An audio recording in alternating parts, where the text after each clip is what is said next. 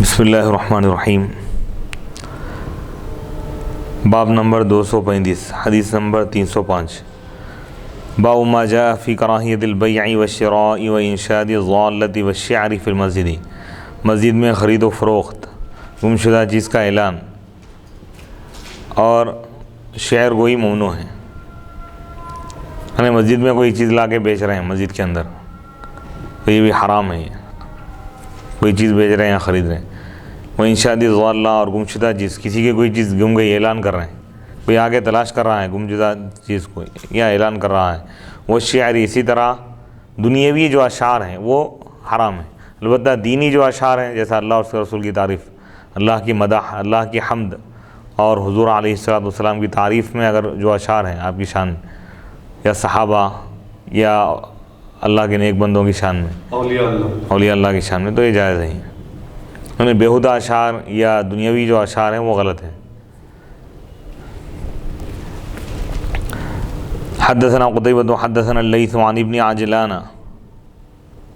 عن عمرو بن شعيب عن أبيه عن جده عن رسول الله صلى الله عليه وسلم أنه نهى عن تناشد الأشعار في المسجد وعن البيع والشراء فيه وأن يتحلق الناس فيه يوم الجمعة قبل الصلاة. وفي الباب عن بريدة وجابر وأنس.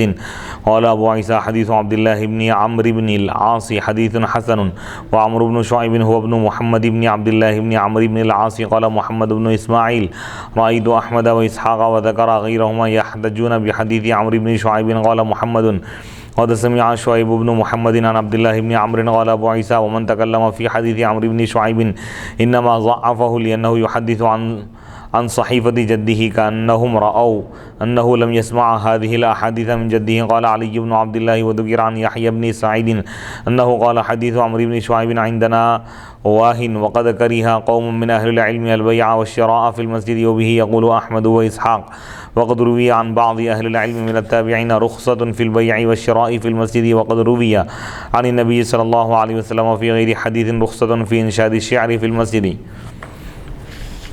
حضرت سیدنا عمرو بن شعیب رضی اللہ تعالیٰ عنہ سے روایت ہے، وہ اپنے والد سے روایت کرتے ہیں، وہ اپنے دادا سے، وہ اللہ کے رسول علیہ الصلوۃ والسلام سے روایت کرتے ہیں کہ آپ علیہ الصلوۃ والسلام نے منع فرمایا مسجد میں برے اشعار کہنے، خرید و فروخت کرنے سے، یعنی مسجد میں کاروبار کرنے سے، کوئی چیز خریدنے سے اور بیچنے سے، اور اشعار، برے اشعار کہنے سے آپ نے منع فرمایا. برے اشعار سے مراد برے اشعار یعنی جیسے عورتوں کی تعریف میں کوئی اشعار ہیں، یا کوئی شاعر اپنی محبوبہ کے بارے میں جو اشعار کہا وہ مسجد میں سنا رہے ہیں. نہ دوران تقریر سنا سکتے ہیں، نہ خالی ایسی پڑھ کے سنا سکتے ہیں، نہ کوئی ایسی مشاعرے کی محفل رکھ سکتے ہیں. دنیاوی جیسے غزل وغیرہ ہیں، دینی مشاعرہ جس میں اللہ اور اس کے رسول کی تعریف ہو، اسلام کی خوبیوں کو بیان کیا گیا، وہ تو جائز ہے. اور آپ نے اس بات سے بھی منع فرمایا کہ لوگ اس میں حلقے بنا کر بیٹھے جمعہ کے دن نماز سے پہلے. جیسے مثال کے طور پہ خطبہ شروع ہونے سے پہلے لوگ آگے بیٹھ گئے، ادھر ایک چار کا حلقہ، ادھر ایک چار کا حلقہ، ادھر 4-5 مصلی ایک ساتھ بیٹھ گئے، حلقہ بنا لیے کہ گروپ بنا کے بیٹھ رہے ہیں، تو اس سے منع فرمائیں. یعنی ایک ترتیب کے ساتھ صفوں میں جیسا اس طرح بیٹھتے ہیں نماز کے لیے ویسا بیٹھ جائیں. کوئی ایک کونے میں بیٹھے ہوئے، کوئی دوسرے کونے میں، اپنے اپنے چند لوگوں کو معتقدین کو لے کے بیٹھے ہوئے، ایسا نہیں کرنا چاہیے. یا اپنے شاگردوں کو یا اپنے ساتھ والوں کو، یعنی گروپ بنا کے بیٹھ رہے ہیں، ایسا نہیں نماز جمعہ سے پہلے. اور اس باب میں حضرت بریدہ، حضرت جابر، حضرت انس رضی اللہ تعالیٰ عنہم سے بھی روایت مذکور ہیں. امام ترمذی رحمۃ اللہ علیہ فرماتے ہیں عبداللہ بن عمرو بن عاص کی حدیث حسن ہے، اور عمرو بن شعیب محمد بن عبداللہ بن عمرو کے بیٹے ہیں. امام بخاری رحمۃ اللہ علیہ فرماتے ہیں میں نے امام اسحاق، امام احمد بن حنبل رحمۃ اللہ علیہ، ان کے علاوہ دوسرے لوگوں کو دیکھا کہ وہ عمرو بن شعیب کی حدیث سے استدلال کرتے ہیں. امام بخاری رحمۃ اللہ علیہ نے مزید فرمایا کہ شعیب بن محمد نے عبداللہ بن عمرو سے سنا ہے. امام ترمذی رحمۃ اللہ علیہ فرماتے ہیں جس نے عمرو بن شعیب کی حدیث میں کلام کیا اور ان کو ضعیف قرار دیا ہے، اس کی وجہ صرف یہ ہے کہ وہ اپنے دادا کے صحیفے سے روایت کرتے ہیں. ان کے دادا کی جو کتاب تھی اس میں دیکھ کے بیان کر رہے تھے. گویا کہ ان لوگوں کے نزدیک عمرو بن شعیب نے یہ حدیث اپنے دادا سے نہیں سنی. علی بن عبداللہ کہتے ہیں یحییٰ بن سعید سے مذکور ہے کہ عمرو بن شعیب کی حدیث ہمارے نزدیک ضعیف ہے. علماء کی ایک جماعت نے مسجد میں خرید و فروخت کو مکروہ کہا ہے. امام احمد اور امام اسحاق رحمۃ اللہ علیہما بھی اسی کا قائل ہے. بعض تابعی علماء سے اس بارے میں اجازت کی روایت ہے، اور خود نبی اکرم علیہ الصلوۃ والسلام سے دوسری حدیث میں مساجد میں اچھے شعر کہنے کی اجازت منقول، اشعار کہنے کی اجازت ہے۔ یعنی جس حدیث میں منع کیا گیا ہے اس کی تطبیق یہ ہے کہ جہاں منع کیا گیا ہے وہاں مراد برے اشعار ہیں، اور جہاں اجازت دی گئی ہے اچھے اشعار مراد ہیں۔ یعنی مسجد کے اندر کاروبار کرنا، مسجد کا صحن ہے، اس میں اگر بعض لوگ ادھر بیچتے ہیں، بعض لوگ مسواک بیچتے ہیں، بعض لوگ ٹوپیاں وغیرہ بیچتے ہیں، کاروبار کرتے ہیں، تسبیحات بیچتے ہیں، سرمے بیچتے ہیں، تو مسجد کے احاطے کے باہر اگر ہیں تو یہ جائز ہے، مسجد کے اندر نہیں کر سکتے، کیونکہ مسجد تجارت کا مقام نہیں ہے، عبادت کا مقام ہے۔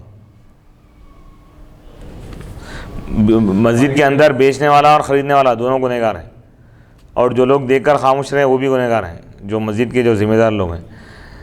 باب ما جاء فی المسجد الذی اسس علی التقوی، یہ حلقے بنا کر بیٹھنے سے منع کیوں کیا گیا، اور یہ حلقے سے مراد دنیاوی حلقے ہیں یا اس سے مراد دینی حلقے ہیں؟ دیکھیے اب اکثر مساجد میں دینی، جیسا جاگنے کی رات میں شہر حیدرآباد دکن کی جو سب سے بڑی مسجد ہے مکہ مسجد، اس میں مختلف قسم کے حلقے ہوتے ہیں۔ ایک منٹ ذرا سنیے آپ، مختلف قسم کے حلقے ہوتے ہیں۔ بعض تو کیونکہ جاگنے کی رات کے موقع پر شب قدر، شب معراج، شب برات کی راتوں میں مختلف محلوں کے بچے، ہمارے مسلمان بھائی جو علم دین حاصل کیے ہوئے نہیں ہوتے ہیں، نادان ہوتے ہیں، معصوم ہوتے ہیں، ناواقف ہوتے ہیں دین سے، تو وہ لوگ سب بچے آ کے بیٹھ جاتے ہیں، مختلف لوگ حلقے بنا کر بیٹھتے ہیں۔ اس میں بعض لوگ دنیاوی باتیں بھی کرتے ہیں، اور ایک ایسا حلقہ ہوتا ہے جس میں جو لوگ دین کی باتیں کرتے ہیں۔ تو اب یہ مطلقاً جو حلقے بنا کر مسجد میں بیٹھنے سے منع کیا گیا ہے، روکا گیا ہے، تو اس سے دنیاوی حلقے مراد ہے یا دینی حلقے گروپ بنا کر بیٹھنا مراد ہے؟ اس کا مطلب کیا ہے؟ اس کی تشریح یہ ہے کہ جمعہ کے دن نماز جمعہ سے پہلے مسجد میں جو حلقے بنا کے یا گروپ بنا کے جو بیٹھ رہے ہیں اس سے منع کیا گیا۔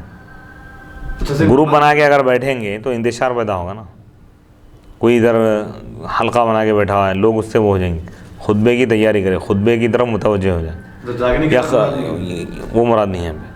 اس میں جو انفرادی عبادتیں ہیں، فرض نماز کے لیے اگر آئے ہیں تو فرض نماز ہونے تک پورے ایک ہی ساتھ سب وسطہ بیٹھیں، الگ الگ گروپ بنا کے نہ بیٹھیں۔ تمام نمازوں میں بھی یہی حکم ہے، گفتگو میں مصروف ہو گئے۔ اس کی وجہ یہ ہے کہ اگر حلقے بنا کے بیٹھیں گے تو لوگ گفتگو میں مصروف ہو جاتے، دنیاوی گفتگو کریں گے تو آخرت تباہ ہو جاتی۔ اس کی حکمت یہ ہے نماز ادا ہونے کے بعد وہ بھی اگر ذکر کا یا علم کا یا دینی معلومات کا اگر کوئی حلقہ ہے تو اس میں بیٹھ سکتے ہیں آپ۔ نماز ہونے کے بعد کوئی گروپ بنا کے بیٹھ رہے ہیں اور دنیاوی گفتگو کر رہے ہیں تو وہ غلط ہے۔ وہ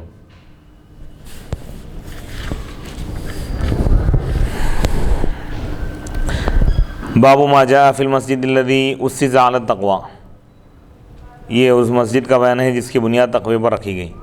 باب نمبر 236، حدیث نمبر 306۔ حدثنا قتیبۃ حدثنا حاتم بن اسماعیل عن انیس بن ابی یحییٰ عن ابیہ عن ابی سعید الخدری قال امترى رجل من بني خدرة ورجل من بني عمرو بن عوف في المسجد الذي أسس على التقوى، فقال الخدري هو مسجد رسول الله صلى الله عليه وسلم، وقال الآخر هو مسجد قباء، فأتى يا رسول الله صلى الله عليه وسلم وفي ذلك، فقال هو هذا يعني مسجده وفي ذلك خير كثير۔ قال ابو عیسیٰ هذا حدیث حسن صحیح۔ حدثنا ابو بکر عن علی بن عبد اللہ قال سألت یحییٰ بن سعید عن محمد بن ابی یحییٰ الاسلمی فقال لم يكن به بأس واخوه انیس بن ابی یحییٰ اثبت منه۔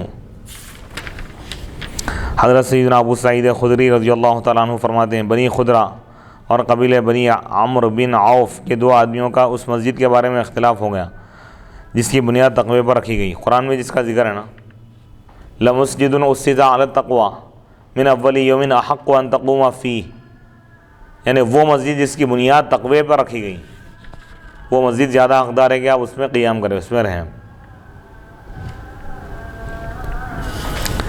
بنو خدرہ سے تعلق رکھنے والے نے کہا کہ وہ رسول اللہ صلی اللہ علیہ وسلم کی مسجد ہے، دوسرے نے کہا وہ مسجد قباء ہے، یعنی مسجد نبوی مراد ہے یا مسجد قباء مراد ہے، اس کے بارے میں دو آدمی اختلاف۔ پھر وہ دونوں رسول اکرم صلی اللہ علیہ وسلم کی بارگاہ میں مسئلہ لے کر حاضر ہوئے تو آپ نے فرمایا وہ یہی یعنی مسجد نبوی ہے اور اس میں بہت ساری بھلائی ہے۔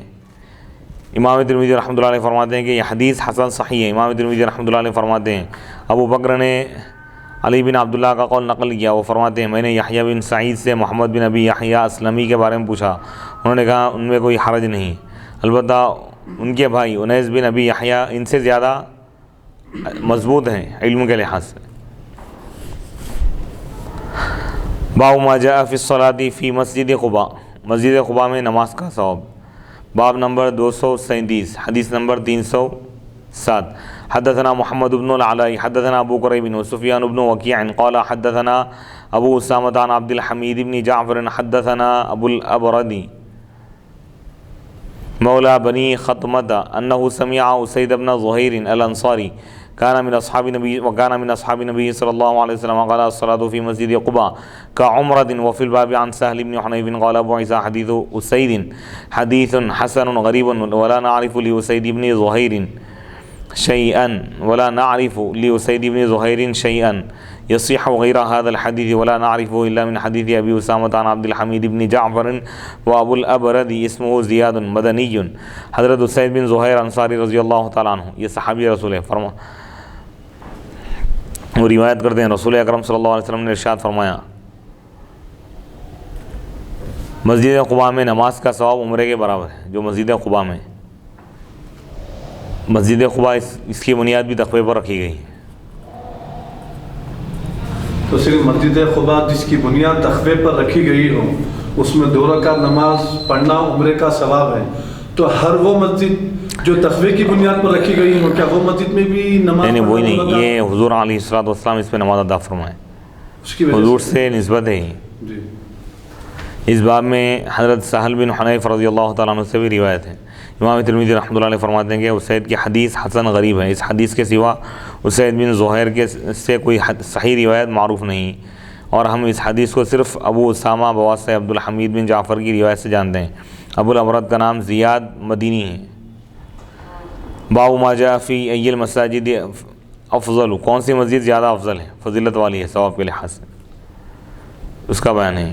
باب نمبر 238، حدیث نمبر 308۔ حدثنا الانصاری وحدثنا معن حدثنا مالک وحدثنا قتیبۃ عن مالک عن زید بن رباح وعبید اللہ بن ابی عبد اللہ الأغري عن أبي عبد الله الأغري عن أبي هريرة أن رسول الله صلى الله عليه وسلم قال صلاة في مسجدي هذا خير من 1000 صلاة فيما سواه إلا المسجد الحرام. قال أبو عيسى ولم يذكر قتيبة في حديثه عن عبد الله وإنما ذكر عن زيد بن رباح عن أبي عبد الله الأغري قال هذا حديث حسن صحيح. وأبو عبد الله الأغر اسمه سلمان وقد روي عن أبي هريرة من غير وجه عن النبي صلى الله عليه وسلم وفي الباب عن علي وميمونة وأبي سعيد وجبير بن مطعم وعبد الله بن الزبير وابن عمر وأبي ذر.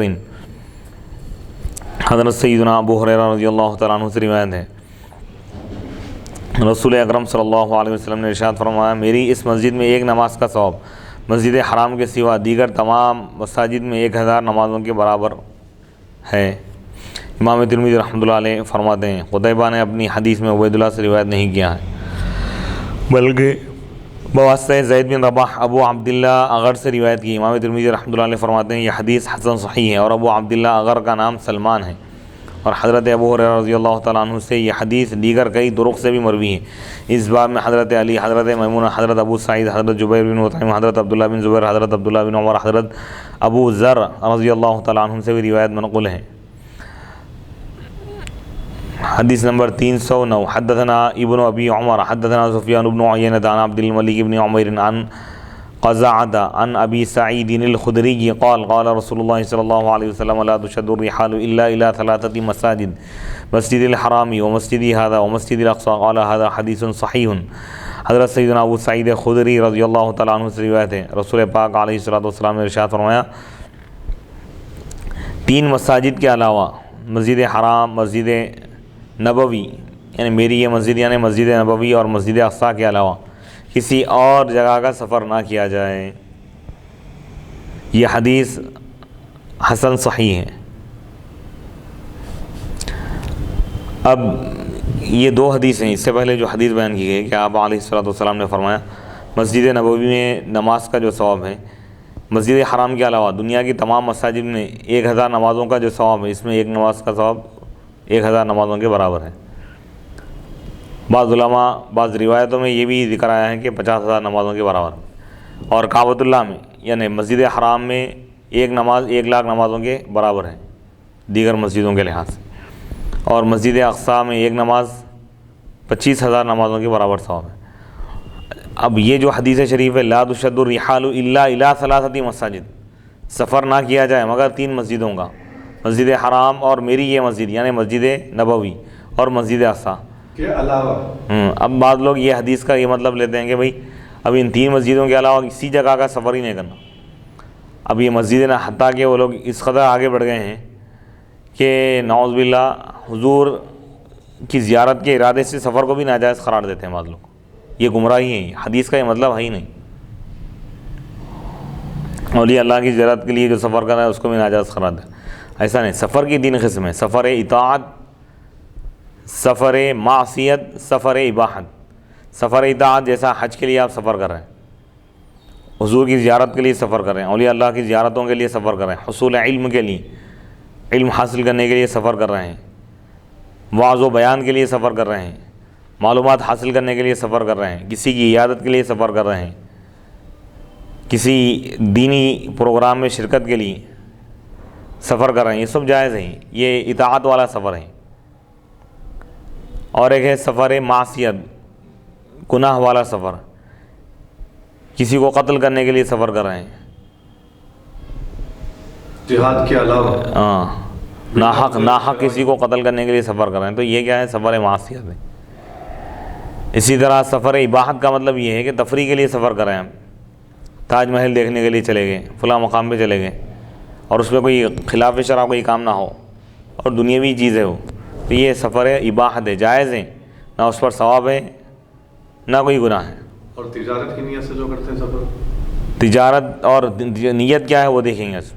جو لوگ اعتراض کرتے ہیں ان کو یہ بھی تو سوچنا تو چاہیے۔ یہ مطلق سفر مراد نہیں ہے ہم پہ، کیوں؟ اگر مطلق سفر آپ بولیں گے کہ 3 مسجدوں کے علاوہ کہیں سفر ہی نہ کرنا تو پوری امت گنہگار ہو جائیں گی، جبکہ ان 3 مسجدوں کے علاوہ دوسرے مقامات پہ سفر کرنے کا نہ صرف شریعت میں حکم دیا گیا ہے بلکہ حضور سے اور صحابہ سے ثابت ہے۔ حضور خود ملک شام کا سفر فرمائے، صحابہ کرام سفر کی، کاروبار کے سلسلے میں، تجارت کے سلسلے میں سفر کیے، حصول علم کے لیے بھی سفر کرنے کا حکم دیا گیا، اور خود قرآن مجید سے حضرت موسیٰ علیہ السلام، حضرت خضر علیہ السلام کے مقام کے ارادے سے آپ نکلے، اب ان کی زیارت، ان سے ملاقات کے لیے آپ سفر فرمائیں۔ تو اس حدیث کا مطلب نہیں سمجھے، حدیث میں کیا ہے؟ مسجدوں کا ذکر ہے، یعنی کثرت ثواب کی نیت سے، زیادہ ثواب پانے کی نیت سے، یا یہ عقیدہ رکھتے ہوئے کہ ان 3 مسجدوں کے علاوہ فلاں مسجد، دیگر مسجدوں میں بھی زیادہ ثواب ملتا ہے، جیسے حیدرآباد کی تاریخی مسجد کو کوئی گاؤں سے آ رہا ہے کسی مقام سے اور یہ سمجھ رہا ہے کہ یہاں پہ زیادہ ثواب ملے گا، یا کوئی دہلی کی جامع مسجد کو جا رہا ہے یہاں سے، اس نیت سے جا رہا ہے کہ وہاں نماز پڑھنے سے زیادہ ثواب ملے گا، تو یہ غلط ہے۔ ثواب یہ 3 مسجدوں کے علاوہ تمام مسجدوں کا ثواب برابر، چاہے وہ مکہ مسجد ہو یا چوک کی مسجد ہو یا جامع مسجد ہو۔ مفتی ضیاء الدین نقشبندی صاحب گزشتہ جمعے کے اعتماد میں ایک بڑی پیاری حدیث نقل فرمائیں، اس وقت اخبار میرے ساتھ میں بھی ہے، انشاءاللہ یہ ہم اخبار میں مول صاحب جو حدیث مفتی ضیاء الدین نقشبندی حفظہ اللہ، مول صاحب جو حدیث جو بیان فرمائے ہیں اس کا ذکر کریں گے اس میں، کیونکہ اس موضوع سے ریلیٹڈ حدیث ہے۔ حدیث شریف میں آیا کہ حضور اکرم صلی اللہ علیہ وسلم ارشاد فرماتے ہیں، شہر کی سب سے بڑی مسجد یعنی جامع مسجد میں اگر کوئی ایک نماز بجماعت پڑھے گا تو اس کو 500 گنا ثواب دیا جائے گا۔ تو لازم بات ہے اگر کوئی شخص جو ہے نا مطلب حیدرآباد کی حد تک، حیدرآباد میں کوئی سکندرآباد میں ہے، میں شہر کی سب سے بڑی مسجد مکہ مسجد ہے، اگر میں مکہ مسجد میں جو ہے نا نماز پڑھنے کے لیے جاؤں گا تو 500 گنا کا ثواب ہے، تو وہ جا سکتا ہوں۔ ایسا وہ ذکر کیا ہے مول صاحب، اس میں اس کے اندر ہے وہ اعتماد میں جو ہے، اعتماد جو حیدرآباد دکن کا جو پیپر ہے اس میں سوالات جوابات کے اس مضمون میں مفتی ضیاء الدین نقشبندی حفظہ اللہ ذکر کیے، پیپر میرے ساتھ میں بھی ہے۔ اس مسئلے میں بہت تفصیلات ہیں موجود، لیکن امت کی اکثریت اس بات پہ متفق ہیں کہ 3 مسجدوں کے علاوہ دنیا کی تمام مسجدیں برابر ہیں، کیونکہ ورنہ اگر ایسا کہا جائے گا تو ہر آدمی کسی نہ، یہ اللہ اور اس کے رسول کے بتائے ہوئے نظام کے مطابق ہے۔ وہ اعتکاف کے لیے ہے، وہ جو بتایا گیا کہ اعتکاف اگر کوئی اعتکاف کا اہتمام کرنا چاہتا ہے، کوئی اعتکاف بیٹھنا چاہتا ہے تو اپنے شہر کی، اپنے علاقے کی بڑی مسجد کو اختیار کریں۔ اس میں یہ نہیں بتایا گیا کہ بھائی فلاں جگہ اگر پڑھیں گے تو زیادہ ثواب ہے، ثواب میں سب برابر ہیں، ہاں کثرت ثواب کی نیت نہیں ہے اس کی، مسجد کا سفر کر رہا ہے تو مسجدوں کے لیے ہے یہ عبادت گاہوں کا اگر جو سفر کر رہا ہے کثرت ثواب کی نیت سے، ان 3 مسجدوں کے علاوہ کسی اور مسجد کا سفر کر رہا ہے اس نیت سے کر رہا ہے کہ وہاں پہ زیادہ ثواب ملے گا، تو یہ غلط ہے۔ لیکن یہاں پر اولیاء اللہ کی زیارت کرنے سے یا انبیاء کی زیارت اور ان کے مقامات مقدسہ اور ان کے شہروں کا سفر کرنے سے منع نہیں کیا گیا۔ حضور علیہ الصلوۃ والسلام کی زیارت تو قرآن و حدیث سے ثابت ہے۔ حضور خود ارشاد فرمائے کہ من زار قبری وجبت لہ شفاعت، جو میرے روضے کی زیارت کرے گا تو اس کے لیے میری شفاعت واجب ہوگی۔ باب ما جاء فی المشی الی المسجد، مسجد کی طرف جانے کا بیان ہے۔ مسجد کی طرف جو چل کر جاتا ہے تو اس کے لیے ہر قدم پر ثواب ہے، اللہ سبحانہ و تعالیٰ گناہوں کو بھی معاف فرماتا ہے۔ باب نمبر 239، حدیث نمبر 310، حدثنا محمد بن عبد الملک بن ابی الشواربی حدثنا یزید بن زریع حدثنا معمر عن الزہری عن ابی سلمۃ عن ابی ہریرہ قال قال رسول اللہ صلی اللہ علیہ وسلم اذا اقیمت الصلاۃ فلا تأتوها وانتم تسعون ولكن ائتوها وانتم تمشون وعلیکم السکینہ فما ادرکتم فصلوا وما فاتکم فأتموا۔ وفي الباب عن ابی قتادہ وابی بن کعب وابی سعید وزید بن ثابت وجابر وانس قال ابو عیسیٰ اختلف اہل العلم فی المشی الی المسجد فمنهم من رأى الاسراع اذا خاف فوت تکبیرۃ الاولی حتى ذکر عن بعضهم انه كان يهرول الى الصلاة ومنهم من كره الاسراع واختار ان يمشي على تؤدة ووقار وبه يقول احمد واسحاق وقال العمل على حديث ابي هريرة وقال اسحاق ان خاف فوت تکبیرۃ الاولی فلا بأس ان یسریع فی المشی۔ حضرت سیدنا ابو ہریرہ رضی اللہ تعالیٰ عنہ سے روایت ہے، انہوں نے کہا اللہ کے رسول علیہ الصلوۃ والسلام نے ارشاد فرمایا جب جماعت ٹھہر جائیں تو تم جماعت میں مت آؤ جبکہ تم دوڑ رہے ہو، یعنی دوڑتے ہوئے مت جاؤ۔ جماعت ٹھہر گئی، کہیں رکوع چھوٹ جائیں گا، رکعات چھوٹیں گے، اس خوف سے تیز دوڑ رہے ہیں تو حضور سے منع فرمائیں، اطمینان کے ساتھ چلو۔ اور وہ مفتی ولیکن تو آؤ، لیکن تم نماز میں شامل ہو جاؤ، وانتم تمشون، جبکہ تم چل رہے ہو، اطمینان سے چلتے ہوئے جاؤ۔ وعلیکم السکینہ، اور تم پر سکینت لازم ہے، یعنی سکون۔ فما ادرکتم، بس تم جو کچھ پاؤ گے، فصلوا تو تم پڑھو۔ وما فاتکم، اور جو رکعتیں تم سے چھوٹ گئی، فاتموا، تو تم اس کو مکمل کرو۔ اس باب میں حضرت سیدنا ابو قتادہ، حضرت ابی بن کعب، حضرت ابو سعید، حضرت زید بن ثابت، حضرت جابر، حضرت انس رضی اللہ تعالیٰ عنہم سے روایت ہے۔ امام ترمذی رحمۃ اللہ علیہ فرماتے ہیں اہل علم نے اختلاف کیا ہے مسجد کی طرف چل کر جانے کے بارے میں، فمنہم، بس ان میں سے بعض وہ ہیں جن کی رائے یہ ہے کہ الاسراع، تیزی سے جائیں، اذا خوفا، جب وہ اندیشہ محسوس کریں پہلی تکبیر کے چھوٹ جانے کا۔ یہاں تک کہ ان میں سے بعض سے یہ بھی مذکور ہے کہ وہ دوڑ کر جاتے تھے نماز کی طرف۔ ومنہم، اور ان میں سے بعض وہ ہے جو تیز دوڑنے کو ناپسند کیے، اور واختارا، اور انہوں نے اس بات کو پسند کیا کہ اطمینان سے چلیں، وقار کے ساتھ چلیں، اور یہی قول ہے امام احمد رحمۃ اللہ علیہ کا، امام اسحاق کا، ان دونوں نے کہا کہ حضرت سیدنا ابو ہریرہ رضی اللہ تعالیٰ عنہ کی حدیث پر عمل کیا جائے گا، اور امام اسحاق نے کہا کہ اگر اس کو خوف ہو پہلی تکبیر کے چھوٹ جانے کا تو کوئی حرج نہیں ہے کہ وہ تیزی سے دوڑے، یعنی کوئی اگر ایسا شخص ہے کہ ہمیشہ وہ تکبیر اولیٰ کا اہتمام کرتا ہے،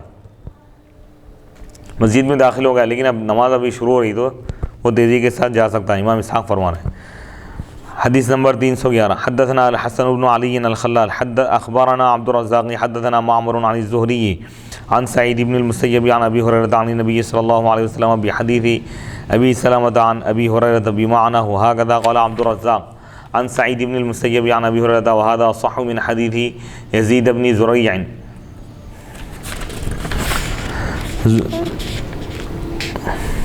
زہری نے بواسطہ سعید بن مسیب حضرت ابو ہریرہ رضی اللہ تعالیٰ عنہ سے اسی کے ہمانہ روایت مرفوعاً نقل کی۔ عبد الرزاق نے بواسطہ سعید بن مسیب حضرت ابو ہریرہ رضی اللہ تعالیٰ عنہ سے اسی طرح روایت نقل کی ہے، اور یہ یزید بن زریع کی حدیث سے زیادہ صحیح ہے۔ حدیث نمبر 312، حدثنا ابن ابی عمر حدثنا سفیان عن الزہری عن سعید بن المسیب عن ابی ہریرہ عن النبی صلی اللہ علیہ وسلم نحوہ۔ ابن ابی عمر نے بواسطہ سفیان زہری سعید بن مسیب حضرت ابو ہریرہ رضی اللہ تعالیٰ عنہ سے اس کے ہم معنی روایت مرفوعاً نقل کی ہے۔ باب ما جاء فی القعود فی المسجد لانتظار الصلاة من الفضل، مسجد میں بیٹھ کر نماز کا انتظار کرنے کی فضیلت، مسجد میں بیٹھ کے نماز کے انتظار کر رہے ہیں، نماز کا انتظار کر رہے ہیں تو یہ بہت بڑی فضیلت کی بات، یعنی اذان سے پہلے آ جا رہے ہیں یا اذان ہوتے ہی فوراً آ جا رہے ہیں تو یہ بہت بڑی فضیلت کی بات ہے. یہ بھی اجر و ثواب ہے اور یہ کفارہ ہے گناہوں کا. جب تک وہ نماز کے انتظار میں بیٹھے گا تو اس کو نماز کا ثواب ملے گا. فرشتے یہ لکھیں گے کہ وہ نماز پڑھ رہا ہے نماز میں، جب تک کہ بے وضو نہ ہو یا دنیاوی گفتگو نہ کرے. باب نمبر 240 حدیث نمبر 313. حدثنا محمود بن غیلان حدثنا عبد الرزاق حدثنا معمر عن حمام بن منبه عن ابي هريره قال قال رسول الله صلى الله عليه وسلم لا يزال احدكم في صلاة ما دام ينتظرها ولا تزال الملائكة تصلي على احدكم ما دام في المسجد اللهم اغفر له اللهم ارحمه ما لم يحدث. فقال رجل من حضرموت وما الحدث يا ابا هريره؟ فقال فساء او زراد. وفي الباب عن علي وابي سعيد وانس وعبد الله بن مسعود وسهل بن سعد قال ابو عيسى حديث ابي هريره رضي الله تعالى عنه حديث حسن صحيح. حضرت سیدنا ابو ہریرہ رضی اللہ تعالیٰ عنہ سے روایت ہے، انہوں نے کہا اللہ کے رسول علیہ الصلوۃ والسلام نے ارشاد فرمایا تم میں سے کوئی شخص ہمیشہ نماز میں رہے گا جب تک کہ وہ نماز کا انتظار کرتا رہے، اور فرشتے ہمیشہ تم میں سے کسی شخص پر رحمت بھیجتے ہیں، اس کے لیے رحمت مانگتے ہیں جب تک وہ مسجد میں ہوتا ہے. وہ کہتے ہیں، وہ اس طرح دعا کرتے ہیں اللہ تعالیٰ کی بارگاہ کہ اللہ اس بندے کو بخش دے، اس بندے پر رحم فرما. یہ کب تک دعا کرتے ہیں؟ جب تک کہ وہ بے وضو نہ ہو جائے. ایک شخص نے حضرموت کے شخص نے عرض کیا کہ حدث کیا ہے اے ابو ہریرہ رضی اللہ تعالیٰ عنہ؟ آپ نے فرمایا کہ ہوا کا خارج ہونا ہے، یعنی بے وضو ہو گیا تو یہ سعادت سے محروم ہو جاتا ہے. جب تک باوضو رہ کے مسجد میں بیٹھے گا، وہ مسجد میں رہے گا نماز کے انتظار میں، تو اس کے لیے یہ فضیلت ہے. فرشتے اس کے لیے دعائیں کرتے ہیں اور اس کو ثواب عطا کیا جاتا ہے نماز کا، نماز پڑھنے کا ثواب ملے گا.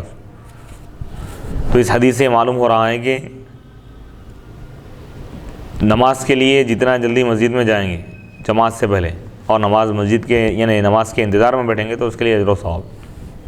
سبحان اللہ سبحان اللہ. تو اس حدیث سے یہ بھی معلوم ہو رہا ہے کہ اگر فرشتوں کی دعاؤں میں شامل ہونا ہے اپنے آپ، فرشتے ہمارے لیے دعائیں کریں، اگر ہم یہ چاہتے ہیں تو ہم مسجد میں بیٹھ جائیں گے.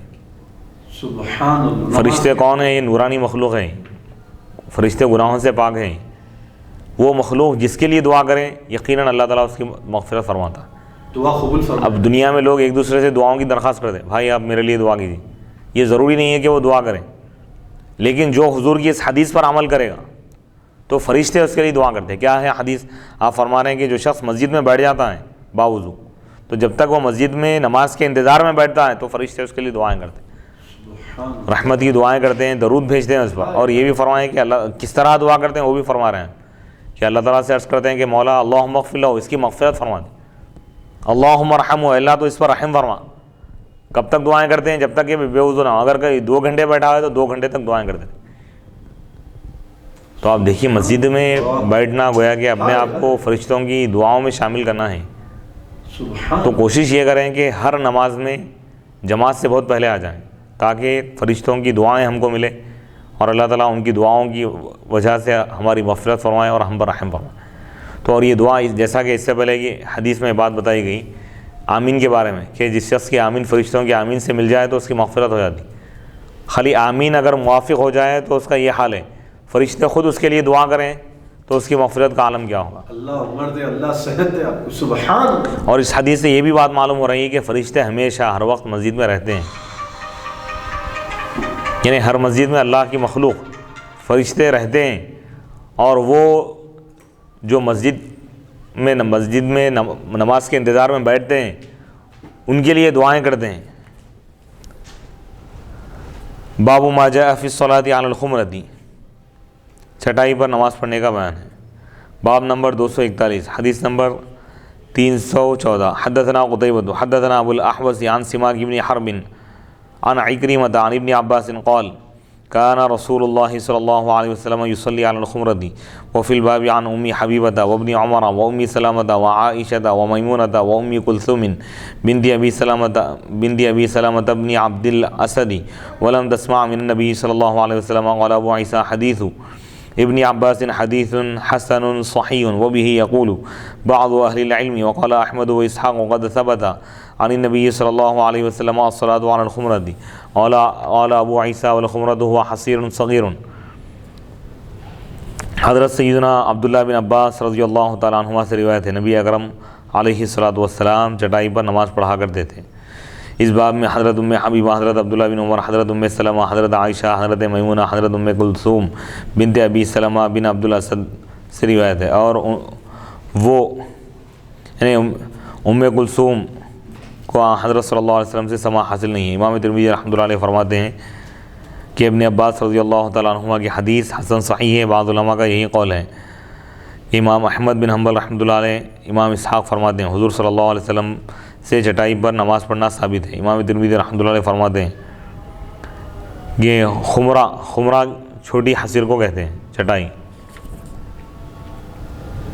یعنی چٹائی پر بھی نماز پڑھ سکتے ہیں، جانماز ہی ہونا ضروری نہیں ہے، جیسا کہ بعض لوگوں کے ذہن میں بات بیٹھی ہوئی کہ جیسا میٹ ہے یا حصیر ہے، چھوٹی سی چٹائی ہے، اس پر بھی نماز پڑھ سکتے ہیں، یعنی پاک چیز ہو، بس پاک مقام ہو۔ باب ما جاء فی الصلاۃ علی الحصیر، حصیر پر نماز پڑھنے کا بیان ہے۔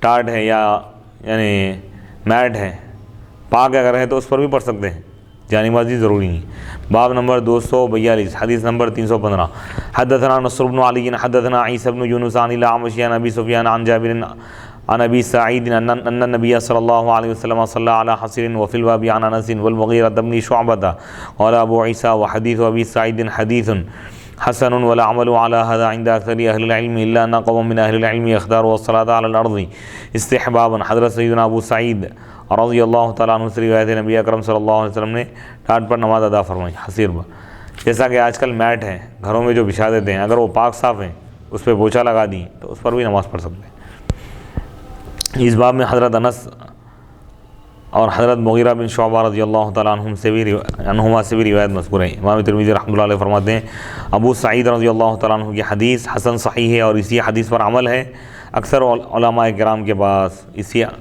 مگر یہ کہ قوم اہل علم کی نماز کو اختیار کی ہے علی الارض، زمین پر، استحبابی طور پر، یعنی کچھ لوگ یہ کہتے ہیں کہ بھئی زمین پر نماز پڑھنا یہ بہتر ہے، افضل ہے، مستحب ہے، نہ چٹائی نہ جانماز۔ باب ما جاء فی الصلاۃ علی البسط، فرش پر نماز پڑھنے کا بیان۔ باب نمبر 243، حدیث نمبر 316، حدثنا حناد حدثنا وکیع عن شعبۃ عن ابی التیاح الزباعی قال سمعت انس بن مالک یقول کان رسول اللہ صلی اللہ علیہ وسلم یخالطنا حتی کان یقول لأخ لی صغیر یا ابا عمیر ما فعل النغیر قال ونضح بساط لنا فصلى عليه وفي الباب عن ابن عباس قال ابو عيسى حديث انس حديث حسن صحيح والعمل على هذا عند اكثر اهل العلم من اصحاب النبي صلى الله عليه وسلم ومن بعدهم لم يروا بالصلاة على البساط والتنفسد بأسا وبه يقول احمد واسحاق واسمه بالتياح يزيد بن حميد۔ حضرت سیدنا انس بن مالک رضی اللہ تعالیٰ عنہ فرماتے ہیں نبی اکرم علیہ الصلوۃ والسلام ہم سے گھل مل کر رہتے تھے، یعنی خوش مزاجی فرماتے ہیں، یعنی فری رہتے تھے ہم سے، یہاں تک کہ آپ میرے چھوٹے بھائی سے مزاحن فرماتے ہیں۔ ان کے بھائی کی کنیت ابو عمیر تھی، عربی میں جو جملہ ہے آپ فرماتے تھے یا ابا عمیر ما فعل النغیر، اے ابو عمیر تمہاری نغیر یعنی تمہاری چھوٹی چڑیا کو کیا ہوا۔ حضرت انس رضی اللہ تعالیٰ عنہ کے چھوٹے بھائی کا نام ابو عمیر ہے، ان کی کنیت ہے، اور ان کے پاس ایک لال چڑیا تھی چھوٹی، چھوٹے کم عمر تھے وہ، تو وہ چڑیا سے کھیلا کرتے تھے جیسا کہ چھوٹے بچے کھیلتے ہیں کھلونے سے۔ تو حضور محبت اور شفقت اور خوش مزاجی کے طور پر ان سے مزاح فرماتے اور فرماتے یا ابا عمیر ما فعل النغیر۔ وہ چڑیا مر گئی تو وہ صحابی حضرت انس رضی اللہ تعالیٰ عنہ کے جو چھوٹے بھائی وہ ذرا رنجیدہ ہو گئے تھے، تو حضور فرمائیں ان کو خوش کرنے کے لیے مزاحن فرمائیں گے یا ابا عمیر ما فعل النغیر، چڑیا کیا ہو گئی تمہاری۔ یعنی حضور علیہ الصلوۃ والسلام کی محبت اور آپ کے حسن اخلاق کو بیان کیا گیا، مرتبہ اعلیٰ درجے کا ہے، لیکن آپ ہر امتی سے اس قدر گھل مل کر رہتے کہ ہر شخص یہ سمجھتا کہ حضور سب سے زیادہ مجھ سے محبت کرتے۔ سبحان، یہ اسلام کا پیغام ہے، سبحان اللہ، سبحان، کہ حضور علیہ الصلوۃ والسلام کسی کو اجنبیت محسوس ہونے نہیں دیتے، جو آپ کی محفل میں آتا وہ خوش ہو کر جاتا، اپنی مرادوں کو پا کر جاتا۔ اور حضرت انس رضی اللہ تعالیٰ عنہ فرماتے ہیں کہ ہماری ایک حصیر ایک بساط دھوئی گئی، اس پر پانی چھڑکا گیا، فصلی علیہ، بس آپ اس پر نماز پڑھیں۔ یہ صحابی اپنے گھر بلائے تھے، حضور کو دعوت دی، تو ایک حصیر ان کے پاس رکھی ہوئی تھی، اس کو دھویا گیا اور اس پر حضور علیہ الصلوۃ والسلام نماز ادا فرمائے۔ اس باب میں حضرت سیدنا عبداللہ بن عباس رضی اللہ تعالیٰ عنہ سے بھی روایت مذکور ہے۔ امام ترمذی رحمۃ اللہ علیہ فرماتے ہیں کہ حضرت انس رضی اللہ تعالیٰ عنہ کی حدیث حسن صحیح ہے۔ اکثر صحابہ کرام اور تابعین کا اس پر عمل ہے کہ وہ فرش اور قالین پر نماز پڑھنے میں کوئی حرج نہیں سمجھتے۔ امام احمد اور امام اسحاق کا بھی یہی مسلک ہے۔ ابو طیاح کا نام یزید بن حمید ہے۔ باب ما جاء فی الصلاۃ فی الحیطان، باغ میں نماز پڑھنے کا بیان ہے۔ باغ کا علاقہ ہے، باغیچہ ہے، یعنی پاک مقام۔ بتانا یہ چاہ رہے ہیں کہ اگر کوئی شخص ایسے مقام پر ہے کہ وہاں پہ قریب میں کوئی مسجد نہیں ہے تو وہ کسی بھی پاک مقام پر نماز پڑھ سکتا ہے۔ اگر باغ میں ہے تو باغ میں بھی نماز پڑھ سکتا ہے۔ باب ما جاء فی الصلاۃ فی الحیطان، باغ میں نماز پڑھنے کا بیان ہے۔ باب نمبر 244، حدیث نمبر 317۔ حدثنا محمود بن غیلان حدثنا ابو داود حدثنا الحسن بن ابی جعفر عن ابی الزبیر عن ابی الطفیل عن معاذ بن جبل ان النبی صلی اللہ علیہ وسلم کان یستحب الصلاۃ فی الحیطان۔ قال ابو داود یعنی البساتین۔ قال ابو عیسیٰ حدیث معاذ حدیث غریب لا نعرفه الا من حدیث الحسن بن ابی جعفر والحسن بن ابی جعفر قد ضعفه یحیی بن سعید وغیرہ، وابو الزبیر اسمه محمد بن مسلم بن تدرس، وابو الطفیل اسمه عامر بن واثلہ۔ حضرت سیدنا معاذ بن جبل رضی اللہ تعالیٰ عنہ سے روایت ہے کہ نبی پاک علیہ الصلوۃ والسلام باغ میں نماز پڑھنے کو پسند فرماتے تھے۔ ابو داؤد کہتے ہیں حیطان کا معنی، حیطان کے معنی کیا ہے؟ بساتین کے ہیں۔ حیطان، حائط کی جمع حیطان، حائط کے اصل معنی آتے ہیں دیوار کے۔ یہاں پہ مراد یعنی ایسا باغ جس کی یعنی باؤنڈری وال کھینچ دی گئی ہو، یعنی اطراف سے دیوار اٹھائی گئی ہو، ایسا باغ مراد ہے۔ تو اس میں آپ نماز کو پسند فرماتے تھے۔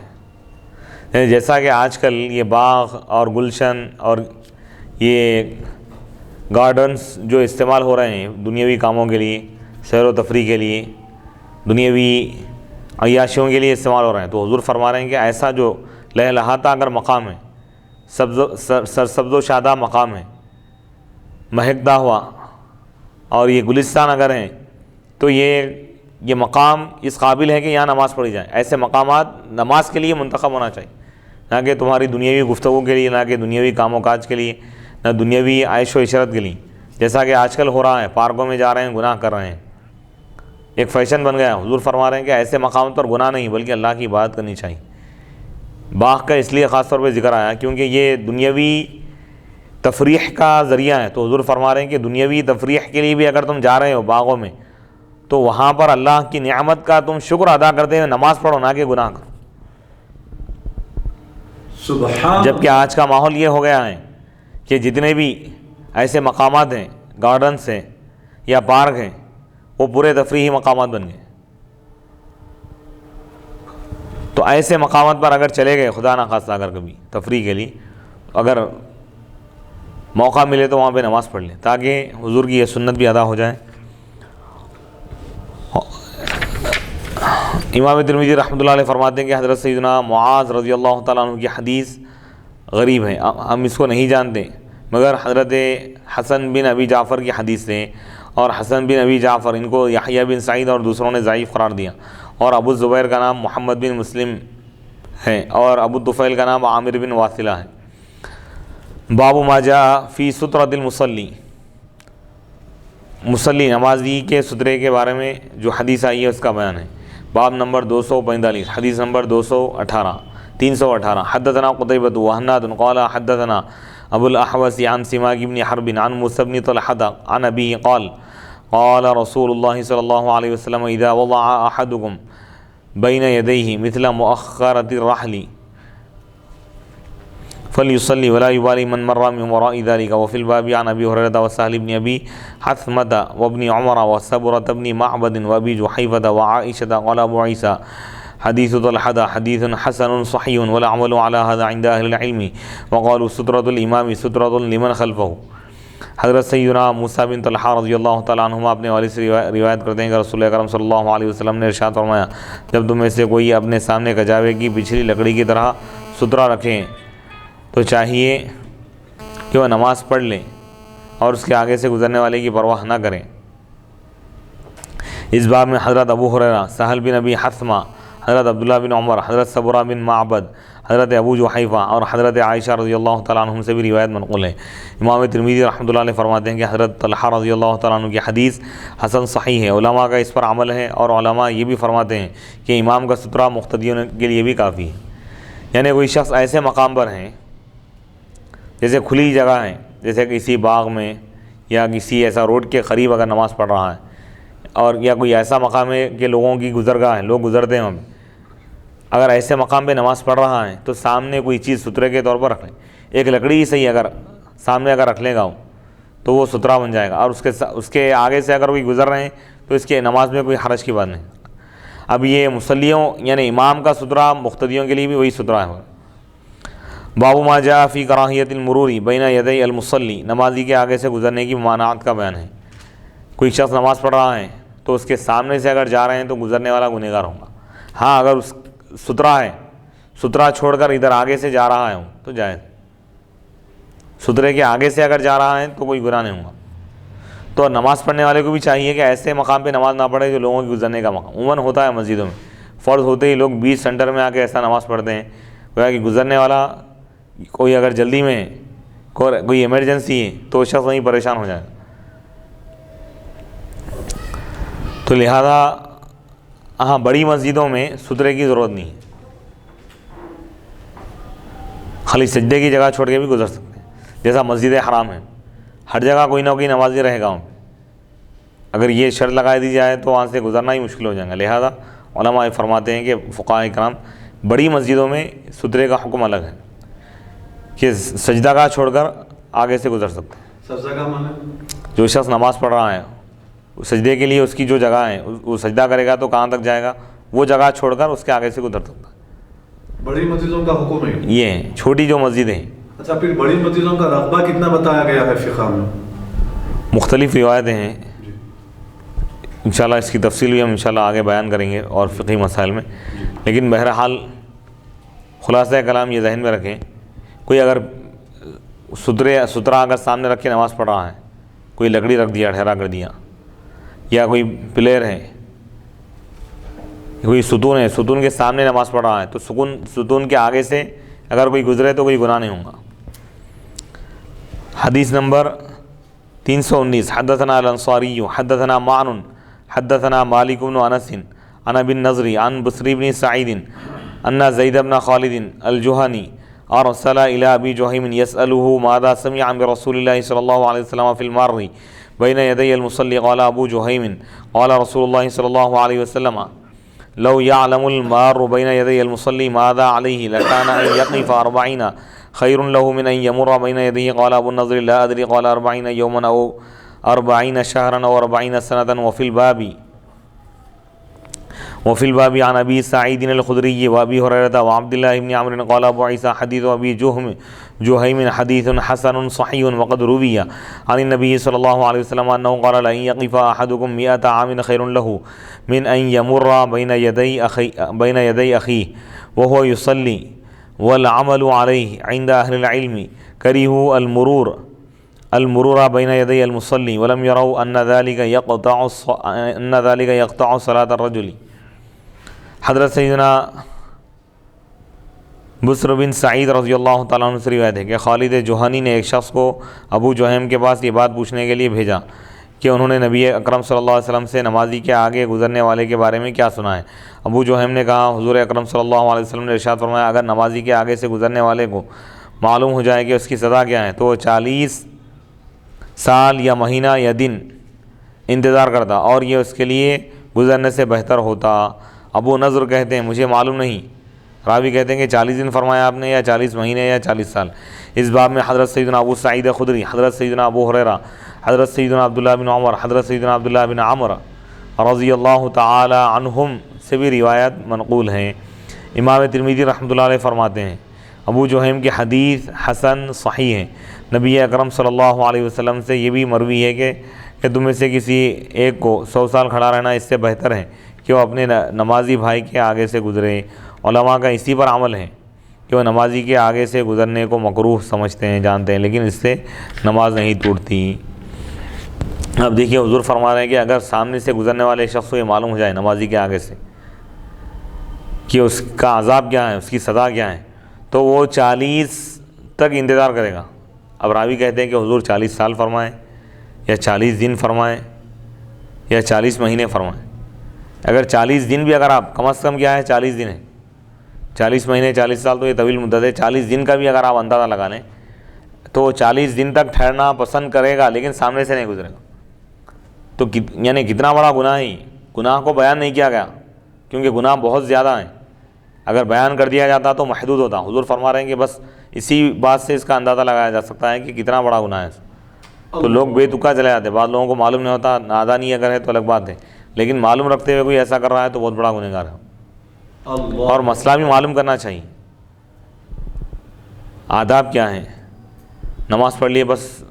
بعض لوگوں کو تو سامنے سے گزرتے ہوئے اس بات کا احساس بھی نہیں ہوتا کہ کوئی شخص نماز پڑھ رہا ہے یا نہیں. آگے پیچھے دیکھیں، دیکھ کر اگر کوئی نماز پڑھ رہا ہے تو اس کے سامنے سے نہ گزر، کیونکہ بہت بڑا گناہ ہے. وفی البابی، اور اس باب میں بہت سارے صحابہ سے روایت ہیں. اور ایک روایت میں یہ بتایا گیا ہے کہ حضور نے ارشاد فرمایا 100 سال تک ٹھہرنا اس کے لیے بہتر ہوگا سامنے گزرنے. اللہ اکبر. یعنی زندگی بھر ٹھہر جانا وہ پسند کرے گا لیکن سامنے سے نہیں گزرے گا. کتنی سخت وعید ہے. اور کیجیے، لوگ نماز کے لیے آتے ہیں، 4 رکعت نماز پڑھ رہے ہیں لیکن اپنی زندگی بھر کی عبادت کو تباہ کر رہے ہیں. کوئی دنیاوی گفتگو کر لیے یا مسجد کے آداب کے خلاف کوئی کام کیے یا نمازی کے سامنے سے گزر گئے. ایسے بہت سارے واقعات پیش آتے ہیں. خصوصاً یہ جمعہ کی نماز کے وقت ہوتا ہے. جمعہ اور عیدین کی نمازوں میں لوگ جلدی میں ہوتے ہیں، اس قدر جلدی میں ہوتے ہیں کہ خاص طور پر جمعہ کی فرض ہوتے ہی لوگ نکل جاتے ہیں. جمعہ کی فرض کے ساتھ ہی لوگ اس قدر جلدی میں ہوتے ہیں، عجلت میں ہوتے ہیں کہ خدا نہ خواستہ اگر کوئی سامنے آ گیا تو اس کو کھنل بھی دیتے ہیں. اتنی ہماری قوم اتنی آگے بڑھ گئی ہے. اللہ نے ایک توفیق عطا فرمائے کہ ایک 5-10 منٹ سنتوں کے لیے بھی وقت نہیں نکالتے.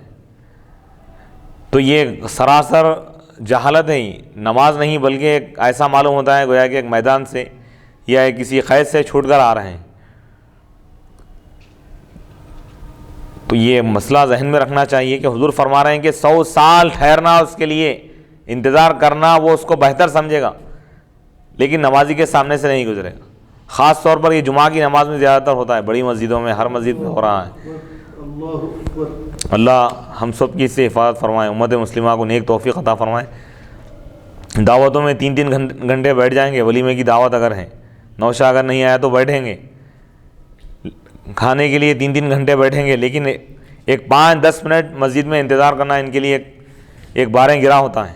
ایسا محسوس ہوتا ہے گویا کہ کوئی ان کا یعنی نقصان عظیم کر رہا ہے اور گویا کہ کوئی ان پر سوار ہیں یا گویا کہ ان کے اوپر ایک بڑا بوجھ پڑ گیا ہے اور بوجھ اتارنے کے لیے وہ مسجد کے باہر جا رہے ہیں یا ان کی سانس رک گئی ہے. ایسا محسوس ہوتا ہے. تو یہ بہت بڑا المیہ ہے امت کے لیے. پہلی بات تو یہ ہے کہ نمازوں کی پابندی نہیں کرتے. خدا نہ خواستہ اگر کسی ایک مسجد جماعت میں آ گئے، جمعہ میں آ گئے، ان کا بہت بڑا کمال ہو گیا. جمعہ پڑھ لیے تو اس کے بعد حال یہ ہو جاتا ہے کہ بس سلام پھیرنے کی دیر ہے. بعض تو اس قدر شدت اختیار کرتے ہیں لوگ، دعا ختم ہونے کا بھی انتظار نہیں کرتے، دعا کے بغیر اڑ جاتے ہیں. یہ بھی بہت بڑا المیہ ہے امت کا. اللہ اکبر. دعا جبکہ عبادت کا مغز ہے، خلاصہ ہے، وہ دعا بھی کرنے کے لیے، دعاؤں پر آمین کہنے کے لیے بھی ان کے پاس وقت نہیں، اتنے مصروف ہیں. تو یہ اصلاح کا بہت اہم پہلو ہے. جہاں فرض پڑھ لیں، اگر پیچھے لوگ اگر نماز پڑھ رہے ہیں تو جس صف میں ہم اسی صف میں سنتیں ادا کر لیں.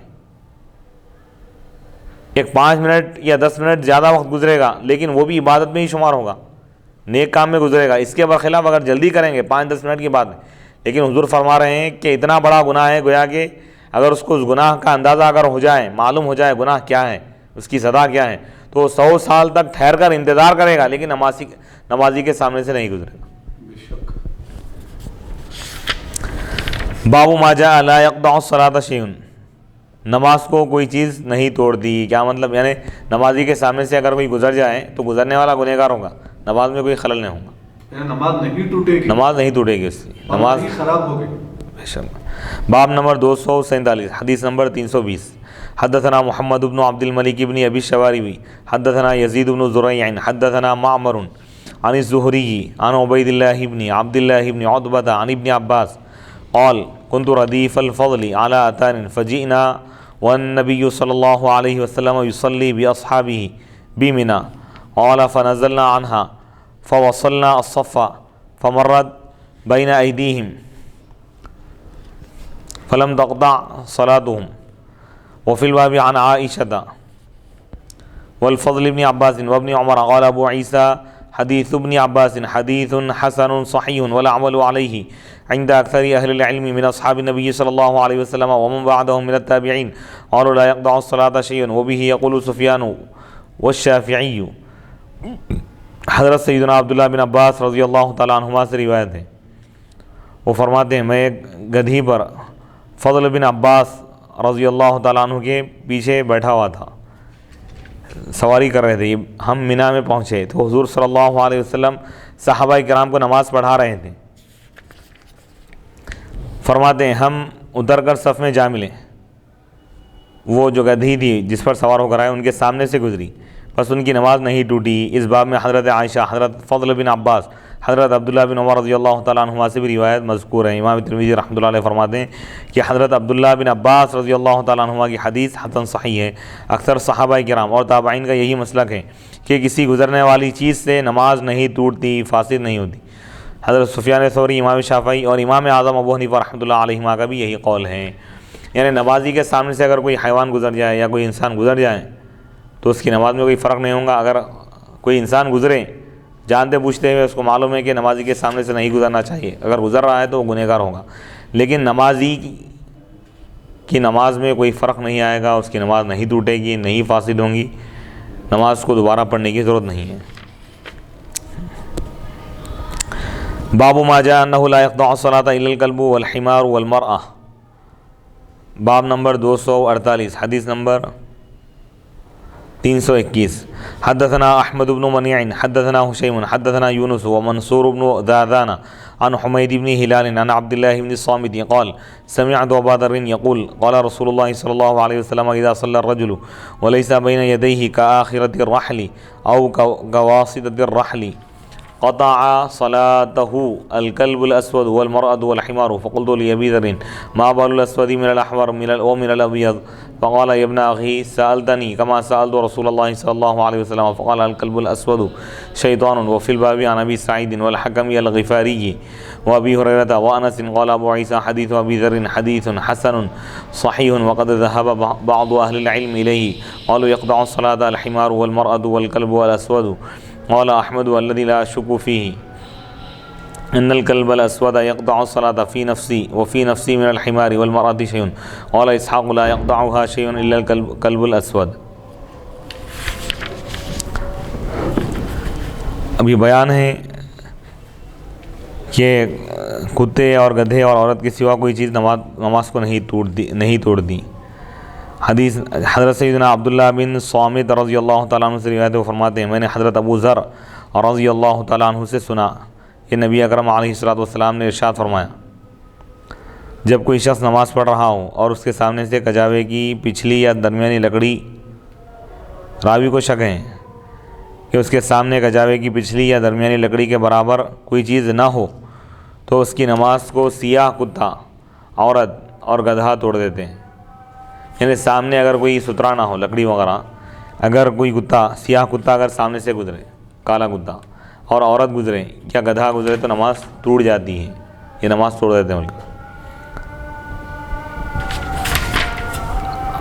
حضرت عبداللہ بن صامت رضی اللہ تعالیٰ عنہ فرماتے ہیں میں نے حضرت ابو ذر غفاری رضی اللہ تعالیٰ عنہ سے پوچھا کہ سیاہ کتے اور سفید کتے میں کیا فرق ہے، یعنی اس کا فرق کیوں بتایا گیا؟ آپ نے فرمایا اے بھتیجے تو نے مجھ سے اسی طرح سوال کیا ہے جس طرح میں نے حضور صلی اللہ علیہ وسلم سے پوچھا.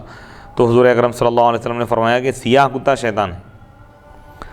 اس باب میں حضرت ابو سعید، حضرت حکم غفاری، حضرت ابو ہریرہ، حضرت انس رضی اللہ تعالیٰ عنہ سے بھی روایت مذکور ہے۔ امام ترمذی فرماتے ہیں کہ حضرت ابو ذر رضی اللہ تعالیٰ عنہ کی حدیث صحیح اور حسن ہے۔ بعض علماء کا یہی خیال ہے کہ گدھا، عورت اور سیاہ کتا نماز کو توڑ دیتے ہیں۔ امام احمد بن حنبل رحمۃ اللہ علیہ فرماتے ہیں کہ سیاہ کتے کے گزرنے سے نماز کے ٹوٹنے میں تو مجھے شک نہیں، البتہ گدھے اور عورت کے بارے میں مجھے شک ہے۔ امام اسحاق فرماتے ہیں کہ نماز صرف سیاہ کتے کے گزرنے سے ہی ٹوٹتی ہے۔ تو اس کی تشریحات میں فقہاء کرام فرماتے ہیں، امام نووی رحمۃ اللہ علیہ فرماتے ہیں امام مالک، امام اعظم ابو حنیفہ، امام شافعی اور جمہور فقہاء متقدمین و متاخرین کے نزدیک کسی بھی چیز کے گزرنے سے نماز نہیں ٹوٹتی۔ یہاں ٹوٹنے سے مراد نقص ہے، کیونکہ دل ان چیزوں میں مشغول ہو جاتا ہے۔ کیونکہ پچھلی جو حدیث میں بتایا گیا کہ گدھی پر سوار ہو کر آئے تھے صحابہ کرام، حضرت عبداللہ بن عباس رضی اللہ تعالیٰ عنہ،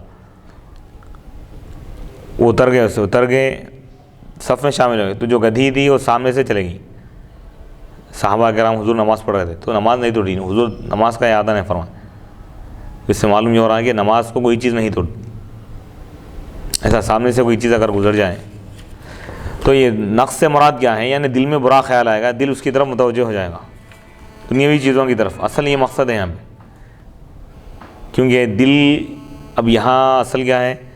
دل اللہ کی طرف متوجہ رہنا ہے۔ یہ چیزیں اگر سامنے سے گزریں گی، عورت گزریں گی سامنے سے یا کوئی اور چیز، تو آدمی کا دل اس کی طرف متوجہ ہو جائے گا، گویا کہ ایک قسم کا خلل آ گیا، ایک نقص پیدا ہو گیا، نماز ٹوٹتی تو نہیں۔ باب ما جاء فی الصلاۃ فی الثوب الواحد، ایک ہی کپڑے میں نماز پڑھنے کا بیان۔ ایک ہی چادر ہے کسی کے پاس، کوئی دوسری چیز موجود نہیں ہے، تو پوری چادر لپیٹ کر صدر و پوشی کر کے بھی وہ نماز پڑھ لے سکتا ہے۔ باب نمبر 249، حدیث نمبر 322۔ حدثنا قتيبة حدثنا الليث عن هشام هو ابن عروة عن أبيه عن عمرو بن أبي سلمة أنه رأى رسول الله صلى الله عليه وسلم يصلي في بيت أم سلمة مشتملا في ثوب واحد وفي الباب عن أبي هريرة وجابر وسلمة بن الأكوع وأنس وعمرو بن أبي أسيد وأبي سعيد وقيسان وابن عباس وعائشة وأم هانئ وعمار بن ياسر وطلق بن علي وعبادة بن الصامت الأنصاري قال أبو عيسى حديث عمرو بن أبي سلمة حديث حسن صحيح والعمل على هذا عند أكثر أهل العلم من أصحاب النبي صلى الله عليه وسلم ومن بعدهم من التابعين وغيرهم قالوا لا بأس بالصلاة في الثوب الواحد وقد قال بعض أهل العلم يصلي الرجل في ثوبين۔ حضرت عمرو بن ابی سلمہ رضی اللہ تعالیٰ عنہ سے روایت ہے کہ انہوں نے نبی پاک علیہ الصلوۃ والسلام کو ام المؤمنین حضرت ام سلمہ رضی اللہ تعالیٰ عنہا کے گھر ایک کپڑے میں نماز پڑھتے دیکھا۔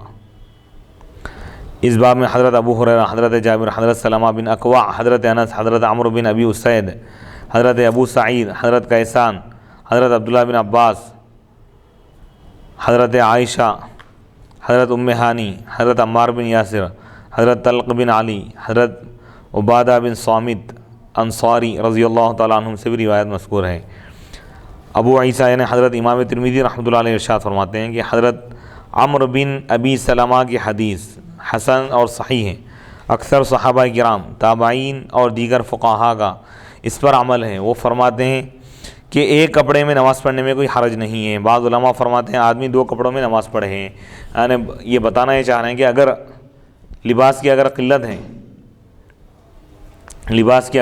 ہے، ایک ہی اگر چادر ہے تو وہ لپیٹ کر صدر و پوشی کر کے بھی نماز پڑھ سکتے ہیں۔ عورت بھی پڑھ سکتی ہے، مرد بھی پڑھ سکتا ہے اگر ایک ہی چادر ہو، لیکن خواتین کے لیے ایسا ہے کہ برا جسم اگر اس میں ڈھانک جاتا یعنی چھپ جاتا ہو تو ان کے لیے جائز ہے، اگر پوری صدر و پوشی نہیں ہو رہی تو اس میں بھی ناجائز ہے۔ آدمی کے لیے جو صدر و پوشی، عورت کے لیے جو صدر و پوشی، اس کی جو تعریف بتائی گئی ہے، اس کی جو حد بتائی گئی، اس کے لحاظ سے عورت کا پورا جسم ڈھکا ہوا ہے، تو ویسا اگر لباس ہے تو جائز ہے۔ باب ما جاء فی ابتداء القبلۃ، تب تحویل قبلہ کے بارے میں ہے بیان۔ باب نمبر 250، حدیث نمبر 223۔ حدثنا حناد حدثنا وکیع 200 یا 323 323، حدیث نمبر 323۔ حدثنا حناد حدثنا وكيع عن اسرائيل عن ابي اسحاق عن البراء بن عازب قال لما قدم رسول الله صلى الله عليه وسلم المدينة صلى نحو بيت المقدس 16 أو 17 شهرا وكان رسول الله صلى الله عليه وسلم يحب أن يوجه إلى الكعبة فأنزل الله تعالى قد نرى تقلب وجهك في السماء فلنولينك قبلة ترضاها فولي وجهك شطر المسجد الحرام فوجه إلى الكعبة وكان يحب ذلك فصلى رجل معه العصر ثم مر على قوم من الأنصار وهم ركوع في صلاة العصر نحو بيت المقدس فقال هو يشهد أنه صلى مع رسول الله صلى الله عليه وسلم وأنه قد وجه إلى الكعبة قال فانحرفوا وهم ركوع. وفي الباب عن ابن عمر وابن عباس وعمارة بن أبي أوس وعمر بن عوف المزني وأنس قال أبو عيسى حديث البراء حديث حسن صحيح. وقد روى سفيان الثوري عن أبي إسحاق حدثنا هناد حدثنا وكيع عن سفيان عن عبد الله بن دينار عن ابن عمر قال كانوا ركوعا في صلاة الصبح قال أبو عيسى هذا حديث صحيح. یہ تحویل قبلہ کے بارے میں یہ حدیث حضرت امام ترمذی رحمۃ اللہ علیہ فرماتے ہیں کہ ہم کو حناد نے بیان کیا، انہوں نے کہا کہ ہم کو وکیع نے بیان کیا، انہوں نے کہا کہ ہم کو اسرائیل نے بیان کیا، وہ اسرائیل سے روایت کرتے ہیں، وہ ابو اسحاق سے، وہ حضرت سیدنا براء بن عازب رضی اللہ تعالیٰ عنہ سے روایت کرتے ہیں، انہوں نے کہا جب اللہ کے رسول علیہ الصلوۃ والسلام مدینہ منورہ تشریف لائے تو آپ بیت المقدس کی طرف رخ کر کے آپ نماز ادا فرمائیں 16 یا 17 مہینے، اور اللہ کے رسول علیہ الصلوۃ والسلام اس بات کو پسند کرتے تھے کہ آپ کعبۃ اللہ کی طرف رخ فرمائیں. تو اللہ تعالیٰ نے یہ آیت مبارکہ نازل فرمائی قد نرا اے حبیب علیہ الصلوۃ والسلام ہم آپ کے چہرے کو کے پلٹنے کو دیکھ رہے ہیں آسمان کی طرف بار بار، بس ہم آپ کو پھیر دیں گے ایک ایسے قبلے کی طرف جس سے آپ راضی، بس آپ اپنے چہرے کو پھیر دیجئے مسجد حرام کی طرف. تو حضور علیہ الصلوۃ والسلام اپنا رخ کر دیے کعبۃ اللہ کی طرف، اور یہ چیز آپ کو پسند تھی. بس آپ کے ساتھ ایک شخص نماز پڑھا، ایک صحابی نماز پڑھے، پھر وہ ایک قوم کے پاس گزرے انصار کی، جبکہ وہ رکوع میں تھے نماز عصر میں، بیت المقدس کی طرف رخ کر کے نماز پڑھ رہے تھے. تو انہوں نے کہا وہ یشہد کہ وہ گواہی دے رہے ہیں کہ وہ حضور علیہ الصلوۃ والسلام کے ساتھ نماز پڑھے جبکہ آپ کو پھیر دیا گیا ہے کعبۃ اللہ کی طرف. اور راوی کہتے ہیں کہ وہ سب پلٹ گئے جبکہ وہ رکوع کی حالت میں تھے. اور اس باب میں حضرت عبداللہ بن عمر، حضرت عبداللہ بن عباس، حضرت عمارہ بن عوف، حضرت عمر بن عوف المزنی رضی اللہ تعالیٰ عنہ اور حضرت انس رضی اللہ تعالیٰ عنہ سے روایت ہے. حضرت ابو عیسیٰ یعنی امام ترمذی رحمۃ اللہ علیہ فرماتے ہیں کہ حضرت براء بن عازب رضی اللہ تعالیٰ عنہ کی حدیث حسن اور صحیح ہے. اور سفیان ثوری رحمۃ اللہ علیہ نے حضرت ابو اسحاق سے روایت کیا ہے، انہوں نے کہا کہ ہم کو حناد نے بیان کیا، انہوں نے کہا کہ ہم کو وکیع نے بیان کیا سفیان سے، وہ عبداللہ بن دینار سے، وہ عبداللہ بن عمر رضی اللہ تعالیٰ عنہما سے روایت کرتے ہیں. انہوں نے کہا کہ وہ رکوع کی حالت میں تھے فی صلاۃ الصبح، فجر کی نماز میں. امام ترمذی رحمۃ اللہ علیہ فرماتے ہیں کہ یہ حدیث حسن، یہ حدیث صحیح ہے. یعنی تحویل قبلہ یہ بھی حضور علیہ الصلوۃ والسلام کی اس میں عظمت ظاہر ہوتی ہے کہ ابتدائی اسلام میں حضور علیہ الصلوۃ والسلام بیت المقدس کی طرف رخ کر کے نماز ادا فرماتے تھے. یہ یہودیوں کا قبلہ تھا بیت المقدس.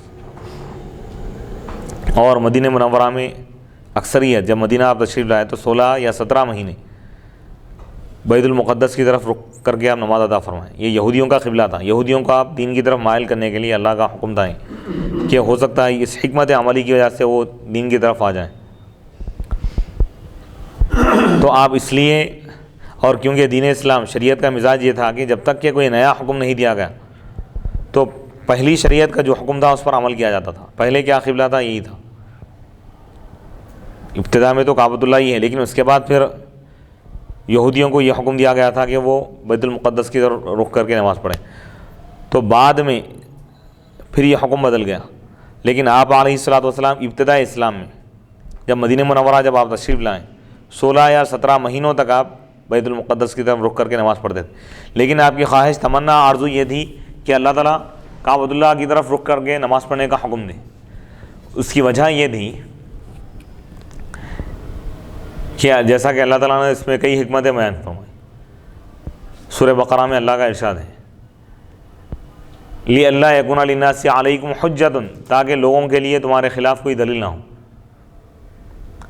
کیونکہ اہل عرب یہ طعنہ دیتے تھے کفار مکہ کہ حضور علیہ الصلوۃ والسلام یہ رسول ملت ابراہیمی، دین ابراہیمی کا دعویٰ کر رہے ہیں کہ ان کے دین پر قائم ہیں، لیکن ان کے قبلے کی مخالفت کر رہے ہیں۔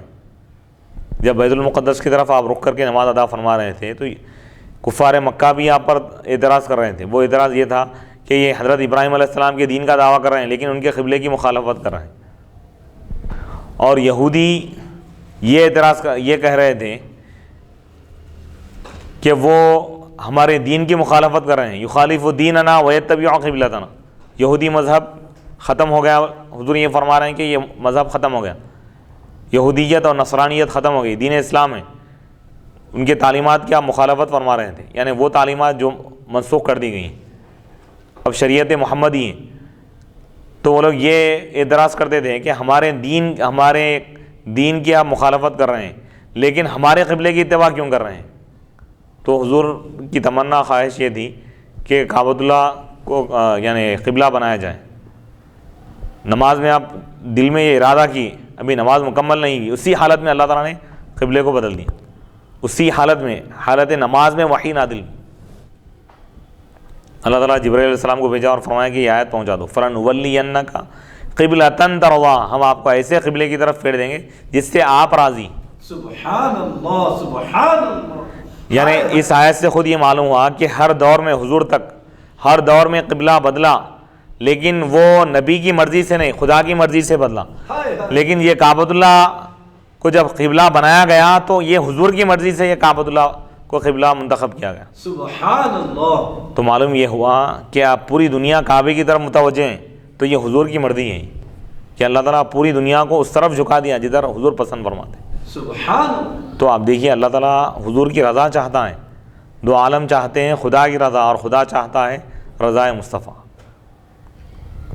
تو یہ آیت مبارکہ حضور علیہ الصلوۃ والسلام کی شان اور عظمت کے لیے بے مثال آیت ہے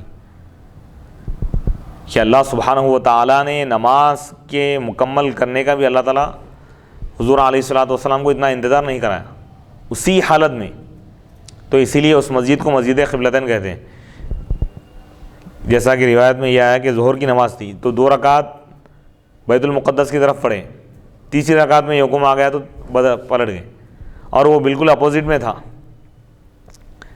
یعنی ایک سمت میں بیت المقدس ہے تو بیت المقدس کے بالکل اپوزٹ میں کعبۃ اللہ ہے، تو بیت المقدس کی طرف رخ کر کے نماز پڑھ رہے ہیں، حضور آگے ہیں، صحابہ پیچھے ہیں۔ تو جب حکم ہو گیا تو حضور صحابہ کے پیچھے آ گئے اور صحابہ حضور جہاں تھے وہاں پہ آ گئے، یعنی بالکل صف، آخری صف پہلی صف ہو گئی اور پہلی صف آخری ہوگی سبحان اللہ۔ اسی حالت میں۔ تو اب یہ ایسا موقع تھا پوری تاریخ اسلام میں کہ صحابہ کرام حضور سے حکم، یعنی حضور کی زبان مبارک سے نہیں سنے، کیونکہ کوئی بھی حکم آتا، آیت نازل ہوتی تو حضور پہلے پڑھ کر سناتے، پھر سمجھاتے، اس کے بعد صحابہ عمل کرتے تھے۔ لیکن یہ حکم ایسا آیا نماز کی حالت میں تھا۔ اب صحابہ کی نظر قبلے پہ نہیں تھی، حضور کی طرف تھی۔ تو صحابہ وہاں پر عقل سے کام نہیں لیے بلکہ عشق اور محبت سے کام لیے، ایمان سے کام لیے، سبحان اللہ۔ کیونکہ عقل سے اگر غور کرتے تو اتباع نہیں کر سکتے تھے۔ اسی لیے اللہ تعالیٰ فرمایا کہ ہم نے یہ حکم اس لیے دیا، وَإِنْ كَانَتْ لَكَبِيرَةً إِلَّا عَلَى الَّذِينَ هَدَى اللَّهُ إِلَّا لِنَعْلَمَ، ہم یہ ظاہر کرنا چاہتے ہیں کہ کون نبی کی اتباع کرے گا اور کون اتباع سے پھر جائے۔ ایک روایت میں ہے کہ یہ تحویل قبلہ کے حکم کی وجہ سے بعض لوگ مرتد بھی ہوں گے۔ کیا ایسا کیسا ایک ہی نماز میں 2 رکعت ادھر 2 رکعت ادھر، تو جن کی نظر نبی پر تھی وہ کامیاب ہو گئے۔ تو قبلے کو دیکھنا نہیں ہے، حضور کو دیکھنا ہے، حضور جدھر ہے وہی قبلہ ہے۔ فَلَنُوَلِّيَنَّكَ قِبْلَةً تَرْضَاهَا۔ تو اس لیے بعض بزرگان دین یہ کہتے ہیں کہ دعا 2 قسم کی ہوتی ہے، ایک زبان حال سے، ایک زبان قال سے۔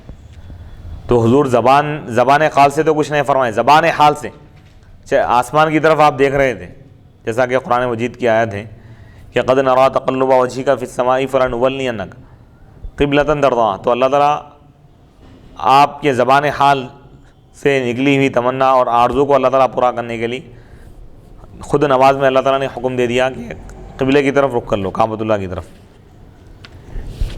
تو اس سے ان کا اعتراض بھی ختم ہو گیا۔ یہودیوں کا جو اعتراض تھا کہ ہمارے دین کی مخالفت کر رہے ہیں، ہمارے قبلے کی اتباع کر رہے ہیں، تو یہ اعتراض ختم ہو گیا، کیونکہ اب کعبۃ اللہ کو قبلہ بنا دیا گیا نا۔ دین کی مخالفت کر رہے ہیں اور ان کے قبلے کو نہیں اپنا رہے۔ اور جو کفار قریش مکے والے جو اعتراض کرتے تھے، مکے کے کفار، کہ دین ابراہیم کا دعویٰ کر رہے ہیں اور کعبۃ اللہ کو قبلہ نہیں مان رہے، تو وہ اعتراض بھی ختم ہو گیا۔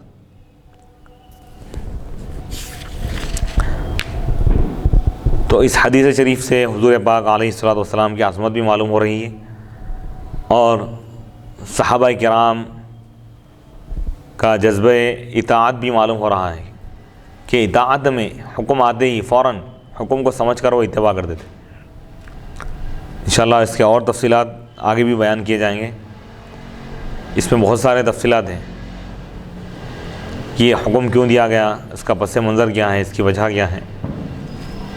سورہ بقرہ سیقول السفہاء میں اللہ تعالیٰ نے اس کی تفصیلات کو بیان فرمایا ہے، اور یہ حکم نازل ہونے سے پہلے ہی اللہ تعالیٰ بتا دیا کہ بیوقوف لوگ کہیں گے کہ ما ولاہم، کہ حضور کو اور صحابہ کو کس چیز نے پھیر دیا ان کے اس قبلے سے جس پر وہ تھے۔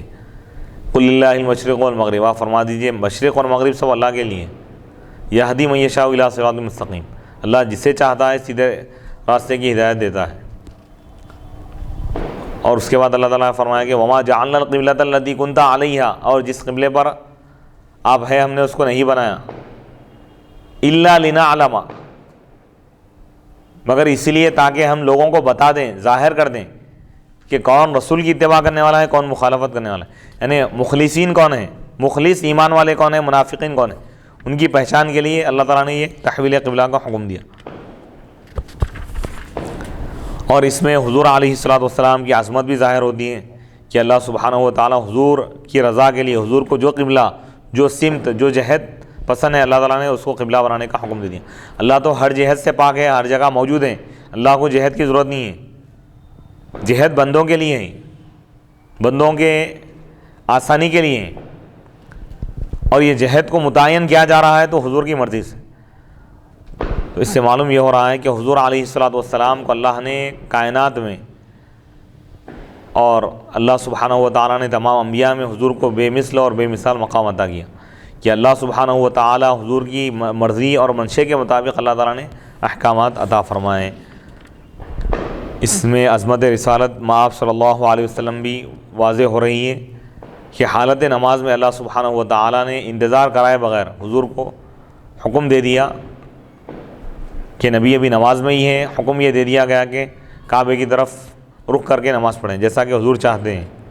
صحابہ کرام بھی پلٹ گئے، اور ایک صحابی جو حضور کے ساتھ نماز پڑھے تھے دوسری جگہ گئے کہ وہاں پہ بھی لوگ نماز پڑھ رہے تھے، ان کو ابھی حکم نہیں ملا تھا، تو انہوں نے کہا کہ وہ حضور علیہ الصلوۃ والسلام کے ساتھ نماز پڑھیں، اور کعبۃ اللہ کی طرف رخ کرنے کا حکم دیا گیا تو وہ بھی پلٹ گئے۔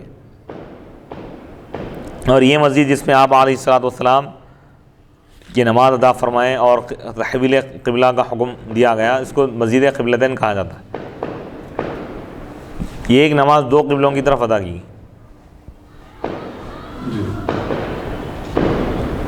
تو اس میں یہ بات معلوم ہو رہی ہے کہ قبلے کی طرف رخ کرنا اور قبلے کی طرف متوجہ ہونا یہ حالت نماز میں یہ فرض ہے، اس کے بغیر نماز نہیں ہوتی۔ قبلہ معلوم نہیں ہے تو معلوم کرنا چاہیے، قبلے کی اہمیت ہے، اس کی سمت، اس کی جہت، اس کے بغیر نماز نہیں ہوتی۔ اگر معلوم نہیں ہے تو لوگوں سے پوچھنا چاہیے، اگر وہ بھی کوئی ذریعہ نہیں ہے تو تحری کرنا چاہیے۔ وصلی اللہ تعالی علی خیر خلقہ سیدنا محمد وعلی آلہ وصحبہ اجمعین والحمد للہ رب العالمین۔